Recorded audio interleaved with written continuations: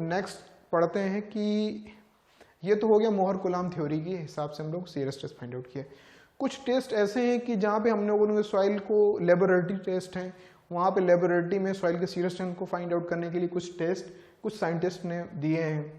Number 1 पे है जैसे जो लेबोरेटरी में हम करते हैं डायरेक्ट शियर टेस्ट। इस शियर टेस्ट को हम लोग बॉक्स शियर टेस्ट भी बोलते हैं। क्या बोलते हैं? Box shear test. और दूसरा है ट्राई एक्सियल टेस्ट। तो ट्राई एक्सियल टेस्ट, अब डायरेक्ट शियर स्ट्रेस की जगह ट्राई एक्सियल टेस्ट क्यों आया? Direct shear stress is valid only for sandy soil. किसके केस में? सैंडी सॉइल के केस में ही हमारी डायरेक्ट शियर स्ट्रेस जो आपकी टेस्ट है वो एप्लीकेबल है। बट ट्राई एक्सियल टेस्ट, जो ट्राई एक्सियल टेस्ट का मतलब होता है कि it is valid for all types of soil. सभी तरीके की मिट्टी के लिए हमारी triaxial test is applicable. तो हम लोग देखते हैं कि डायरेक्ट शियर टेस्ट क्या है, बॉक्स शियर टेस्ट क्या है।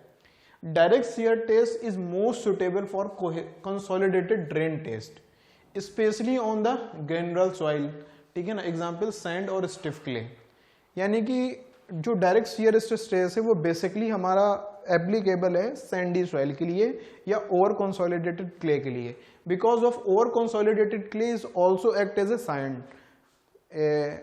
ठीक है, stiff clay act as a sand. तो सैंडी सॉइल के केस में हम लोग इसको कंसीडर करते हैं। अब देखिए प्रिपरेशन ऑफ सैंड स्पेसिमेन, ये this is the try direct shear test. Direct shear test का ये ऑपरेटस है।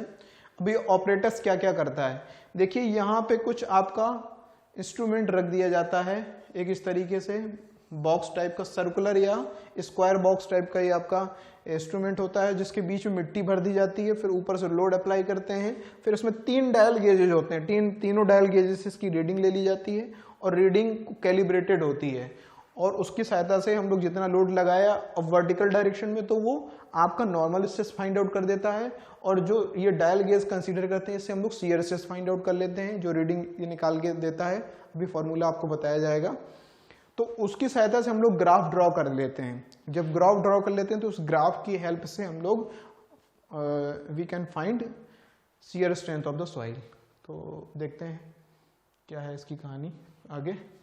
ये देखिए उसी के केस में, इसमें केस में जो ये आपका ऑपरेटर्स रखा है, इसी की कहानी आगे आपको दिखाई जा रही है कि इसमें हम लोग सैंड को या फिर सैंडी सॉइल को हम लोग कैसे फिलअप करते हैं।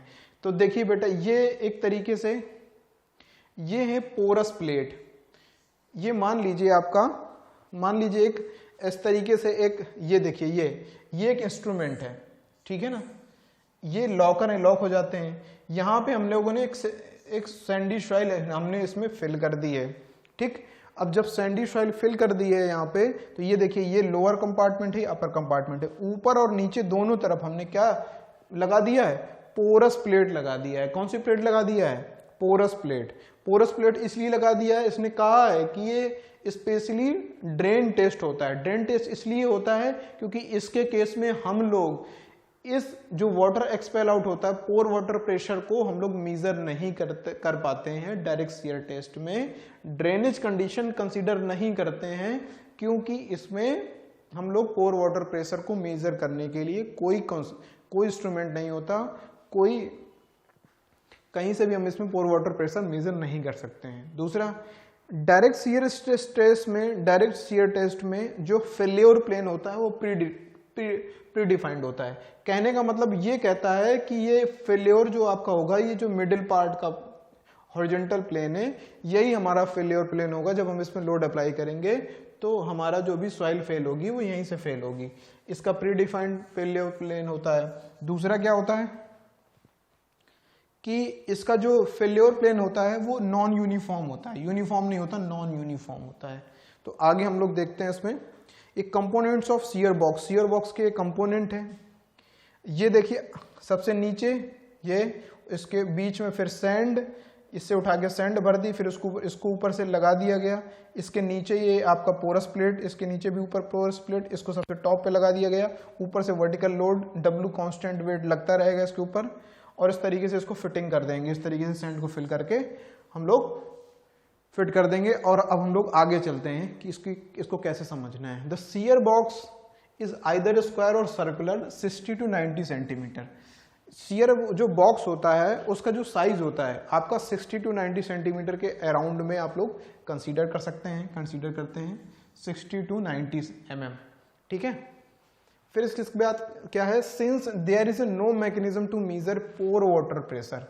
पोर वाटर प्रेशर का मतलब क्या होता है कि जो सॉइल जैसे गीली मिट्टी है उसके अंदर जो पानी भरा हुआ है, यानी सैचुरेटेड सॉइल है, उसके अंदर जो पानी भरा हुआ है जब वो बाहर निकलता है या फिर जो उसके अंदर पानी भरा हुआ उसको मेजर करने के लिए हमारे पास कोई कॉन्सेप्ट, कोई इसमें एडिशनल इंस्ट्रूमेंट नहीं है या फिर कोई मैकेनिज्म नहीं है जिसकी सहायता से हम उसके पोर वाटर प्रेशर को मेजर कर सकें। तो इसने स्पष्ट रूप से कह दिया है कि there is a no mechanism to measure pore water pressure, no control over drainage.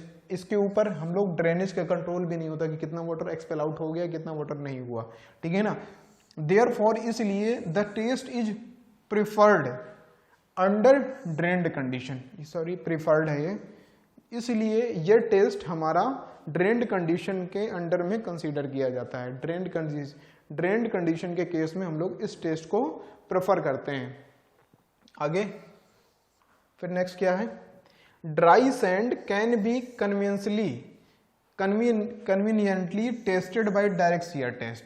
जो ड्राई टेस्ट है, ड्राई सैंड है आपकी, वो can be conveniently tested by direct shear test. Direct shear test की सहायता से हम लोग ड्राई सैंड में हम लोग ड्राई सैंड का ही यूज हम लोग डायरेक्ट शियर टेस्ट में हम लोग करते हैं। नेक्स्ट क्या है आपका, the sand is placed in a shear box test. Shear box के अंदर सैंड को हम लोगों ने प्लेस कर दिया, शियर बॉक्स के अंदर हम लोगों ने सैंड को क्या कर दिया, भर दिया, जो जैसे आपको दिखाया गया था। That is split into 2 halfs, जो 2 पार्ट्स में डिवाइड हो गई, आपको दिखाया गया था। A normal load is first applied to the specimen. जो इस तरीके से आपकी प्लेट नहीं थी ये बीच में, तो ऊपर से नॉर्मल लोड P लगाया गया इसमें, ठीक है, specimen. Then the shear force is applied to the top half of the box cause failure in the sand. ऊपर इस वाले पोर्शन पे आपका लोड ये मेजर करेगी और यहाँ पे फेल्योर होना शुरू हो जाएगा इस सैंड के केस में। आगे क्या है, the normal stress sigma N and shear stress tau at failure are. Failure की कंडीशन में जो नॉर्मल स्ट्रेस है और जो शियर स्ट्रेस है उसको हम लोग मेजर करना है। तो आगे हम लोग समझते हैं कि क्या कंडीशन है पूरी। तो ये देखिए स्टेप 1 अप्लाई वर्टिकल लोड। ये देखिए बेटा, ये पूरा आपका वर्टिकल बॉक्स है, वो जो आपको दिखाया गया था, ये वर्टिकल बॉक्स है। ये सैंड फिल है आपकी, ये भी सैंड फिल है। ऊपर से हमने लोड लगा दिया एन लोड लगा दिया हमने, ठीक है। और इसका क्रॉस सेक्शनल एरिया कितना है, ए। तो सिग्मा एन जो नॉर्मल स्ट्रेस निकल के आएगी हमारी, वो एन बाई ए निकल के आएगी। अब देखिए इसमें 3 डायल गेजेस लगाए गए हैं, एक डायल गेज ये है, एक डायल गेज ये है, एक डायल गेज ये है। तीनों से हम लोग रीडिंग मेजर करेंगे। अब यहाँ पे शियर फोर्स इस तरीके से अप्लाई किया गया, तो ये सैंड के केस में ये जो फेल्योर प्लेन है, ये फेल्योर प्लेन आपका चेंज होगा। ये क्या होगा, इसके यहाँ से जो आपका सॉइल होगी वो फेल कर जाएगी, इस तरीके से स्लाइड कर जाएगी। तो उसकी रिकॉर्डिंग आपकी हमारी इन जो डायल गेजेस हैं उस डायल गेजेस में कर लिया जाएगा, जो भी रिकॉर्डिंग होगी। तो शियर स्ट्रेस बराबर जो डायल गेज, तो K इंटू N1, इस तरीके से इस फॉर्म में आपकी रीडिंग आएगी। तो टाउ यानी कि जो भी आपकी रीडिंग आई अपॉन स्ट्रेस, तो ये आपकी शियर स्ट्रेस यहाँ से फाइंड आउट हो जाएगी। आगे हम लोग देखते हैं a vertical load to the specimen and wait for consolidation. A vertical यानी कि लोड इसमें अप्लाई करेंगे, कोई सैचुरेटेड सॉइल, वहां से सैचुरेटेड सैंडी सॉइल है, तो सैचुरेटेड सैंडी सॉइल में जैसे हमने लोड अप्लाई किया तो इससे वाटर एक्सपेल आउट होने लगेगा। जब वाटर बाहर निकलने लगेगा तो वो प्रोसेस होता है कंसोलिडेशन का प्रोसेस। कंसोलिडेशन का मतलब क्या हुआ कि सॉइल के वॉइड से वाटर बाहर निकलने लगा, that is called consolidation pressure. तो लोड हमने जैसे अप्लाई किया तो वो हो जाएगा आपका consolidation pressure, consolidation process. Consolidation process में क्या है, वाटर आपका एक्सपेल आउट होने लगेगा। फिर इसके बाद क्या है, step 2 lower box is subjected to horizontal displacement at the constant rate. जो आपका लोअर, ये वाला लोअर कंपार्टमेंट है, जैसे इसमें लोड अप्लाई किया तो ये धीरे धीरे करके आगे की ओर बढ़ने लगेगा और इसमें एक फेल्योर प्लेन बन जाएगा। कहाँ पे, इसी प्लेन पे। तो उस जो भी जितना भी डिस्प्लेस्ड हुआ वो यहाँ पे आपका फोर्स इन जो डायल गेजेस हैं, ये डायल गेज की रीडिंग जैसे दिखा देगा यहाँ से 1 यूनिट, 2 यूनिट, 3 यूनिट, इस तरीके से आपका ये यूनिट आपका दिखा देगा। उसको कैलिब्रेट कर लेते हैं हम लोग फोर्स के टर्म्स में। अब देखिए लेट P1 यानी कि जो N है, ये N है, वही फोर्स है, उसी को हम लोग रिप्रेजेंट करते हैं, is normal force applied on the rigid plate, let a area is cross sectional of the soil equal to the area of shear box, यानी कि जो कैपिटल ए है वो एरिया है, जो लोड अप्लाई किया गया है वो Pn है, तो सिग्मा n बराबर हो जाएगा क्या, Pn बाई ए। आपका ये आपका एरिया निकल के आ गया, यानी कि नॉर्मल स्ट्रेस आपकी यहाँ पे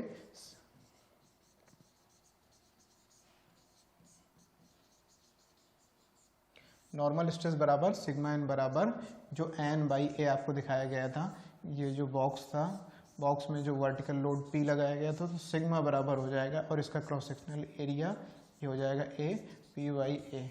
ये आपका लोड इस तरीके से फाइंड आउट हो जाएगा।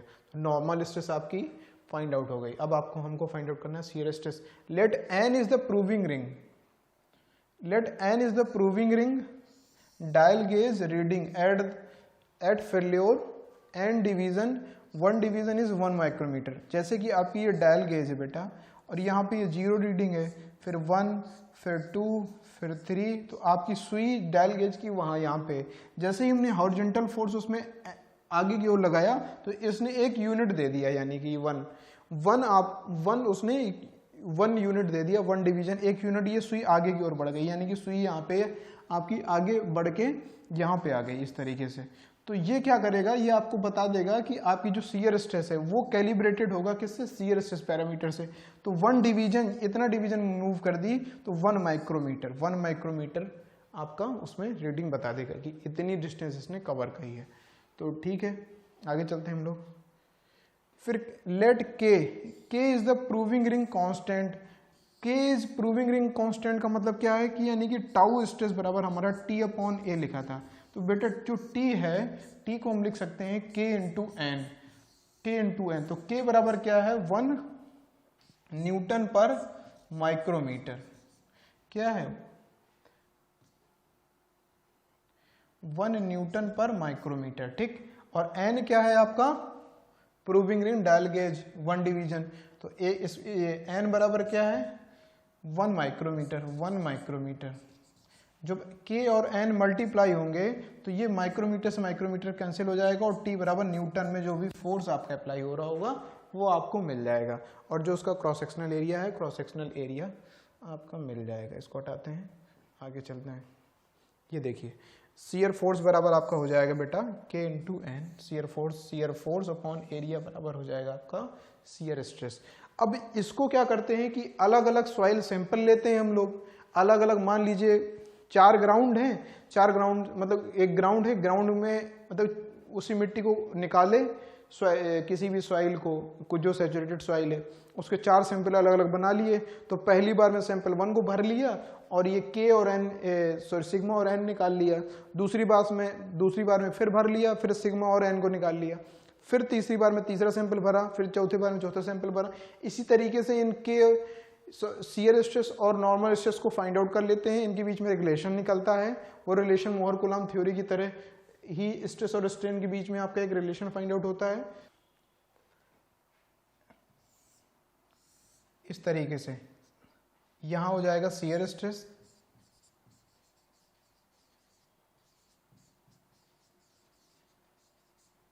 और यहां हो जाएगा नॉर्मल स्ट्रेस।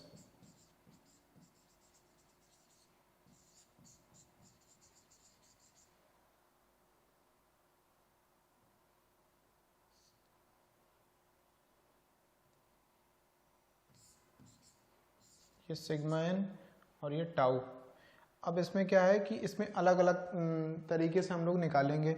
अब कोहेशन जो है वो सी यहाँ पे निकल आएगा, इसी तरीके से यहाँ पे आपका मान लीजिए या सिग्मा 1 यहाँ पे टाउ 1 ये हो गया, सिग्मा 1 आपका ये हो गया, फिर टाउ 2 ये हो गया, फिर सिग्मा 2 ये हो गया, फिर सिग्मा 2 ये हो गया, और टाउ 3 ये हो गया, और सिग्मा 3 आपका ये हो जाएगा। तो इस तरीके से ये रिलेशन निकाल लेते हैं, और इनके बीच में एक जो रिलेशन निकल के आता है टाउ एफ बराबर, यानी कि फेल्योर के कंडीशन में टाउ बराबर C plus sigma N tan phi, ये इस तरीके से आपका एक फॉर्मूला निकल आएगा। यहाँ पे इफेक्टिव पैरामीटर सारे लेंगे क्योंकि ड्रेन्ड कंडीशन है, तो इस तरीके से शियर बॉक्स टेस्ट की सहायता से भी हम लोग आपकी क्या फाइंड आउट कर सकते हैं, शियर स्ट्रेंथ हम लोग फाइंड आउट कर सकते हैं। लिमिटेशंस इसकी क्या है कि इसमें पोर वाटर प्रेशर हम लोग मेजर नहीं कर सकते हैं, पोर वाटर प्रेशर हम लोग क्या नहीं कर सकते हैं, मेजर नहीं कर सकते हैं। और क्या है, लिमिटेशन इसके दिए गए हैं कि लिमिटेशन यानी कि ये किस किस कंडीशन में आपका वैलिड होगा आपका डायरेक्ट शियर टेस्ट, उस कंडीशन को हम लोग देखते हैं यहाँ पे कौन कौन सी कंडीशन है। The failure plane is predetermined, इसमें पहले से हमको कोई पता नहीं होता कि फेल्योर प्लेन हमारा कौन सा है। Failure plane is predetermined यानी कि फेल्योर प्लेन जो भी हमारा फेल्योर प्लेन है डायरेक्ट शियर टेस्ट के केस में वो प्री डिटरमाइन होता है, यानी कि हमें बाद में नहीं पता चलता। इसके ड्रॉबैक यही है, हमें बाद में नीचे पता चलता लोड लगाने के बाद में कि फेल्योर प्लेन हमारा कौन सा होगा, जो एक्चुअल में जो अलग होगा वो तो बाद ही में आता है लोड लगाने के बाद में। डायरेक्ट शियर बॉक्स टेस्ट में इन्होंने पहले से ही मान लिया है कि हमारा फेल्योर प्लेन यही होगा। तो इसमें क्या है, इसका सबसे बड़ा ड्रॉबैक यह है कि जो फेल्योर प्लेन है, जो जिस प्लेन पे सॉइल फेल होती है वो इन्होंने पहले ही मान लिया है कि नहीं भैया यही है, इसी पे हम लोग इसी को कंसीडर करेंगे। लोड लगा के देख लेते हैं क्या कंडीशन है। विच में नॉट बी वीकेस्ट प्लेन, वो वीकेस्ट प्लेन नहीं भी हो सकता है दूसरी जगह से सॉइल फेल कर जाए, किसी दूसरे प्लेन से सॉइल फेल कर जाए। दूसरा क्या है, there is a no mechanism to measure pore water pressure, यानी कि जो वाटर एक्सपेल आउट होता है सॉइल के वाइड से that can not be measure, उस वाटर प्रेशर को हम लोग मेजर नहीं कर सकते हैं। नेक्स्ट क्या है, no control over drainage, drainage के केस में कोई कंट्रोल नहीं होता है। Condition hence it is hence not suited for clay, इसलिए क्ले के केस में ये वैलिड नहीं होता है। नेक्स्ट हम लोग चलते हैं आगे, क्या है, the stress distribution of failure plane is not uniform, जो स्ट्रेस का डिस्ट्रीब्यूशन है फेल्योर प्लेन पे वो यूनिफॉर्म नहीं होता, नॉन यूनिफॉर्म होता है। जैसा कि मैंने बताया था कि ये आपकी कोई फेल्योर प्लेन है, जब हम इसमें लोड लगाएंगे हॉरिजॉन्टल डायरेक्शन में तो ये हॉरिजॉन्टल पार्ट मूव करेगा, तो ये नॉन यूनिफॉर्म के फॉर्म में आपका फेल्योर प्लेन आएगा, इसलिए जो फेल्योर प्लेन होगा वो that is not uniform. Stress distribution condition are known as only at failure plane, hence difficult to draw Mohr circle.